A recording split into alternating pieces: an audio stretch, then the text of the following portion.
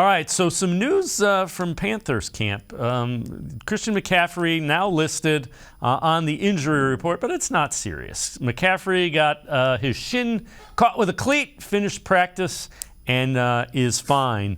But again, you know everybody is holding their breath because McCaffrey has been beat up, banged up.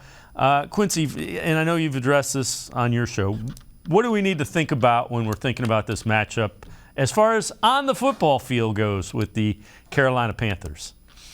You know, it's one of the interesting things that nobody's talked about that's pretty pertinent to this game. Christian McCaffrey is probably going to be on the snap count, right? Like that, he's coming back limited from an injury. He has not practiced all offseason.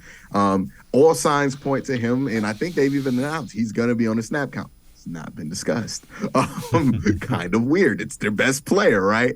DJ Moore, he's really good, right? He's their wide receiver out of Carolina. Now, he's not going to be one of the best wide receivers the Browns play. We play Jamar Chase. We play Deontay Johnson. I think those are better wide receivers, but he's really good.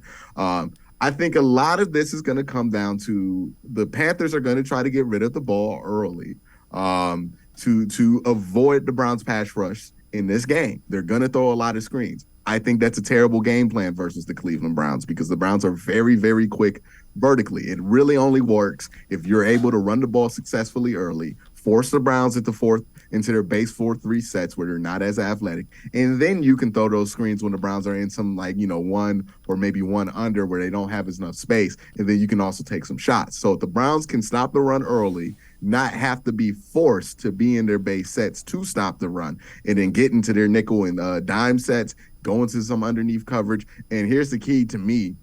They can't be super focused on revenge, right? The defense. They can't be trying to get sacks. They can't be zero blitzing. They can't be being super aggressive. They need to play 4 man down football, 4 underneath football, where they're just playing zone and letting Baker get frustrated, because eventually if you hem Baker into just the underneath stuff and taking the check downs, he's going to get frustrated. We know this about him in Cleveland. He's going to get frustrated. He's either going to hold the ball long and allow you to get sacks, or he's going to try to force the ball into a window he shouldn't, and then you'll get turnovers. They need to, what I like to call it, smoke him out, right? Just get him by just giving him little gasps of air that he's going to get frustrated with and smoke him out that way. You don't smoke him out by blitzing him to death, because then you give him what he wants. He gets to take shots if he wants to do that. He's going to be satisfied. You got to smoke him out. You know he's a player who can get easily frustrated when he's not able to stretch the field. So you take that away from him and then see what he gives you after that.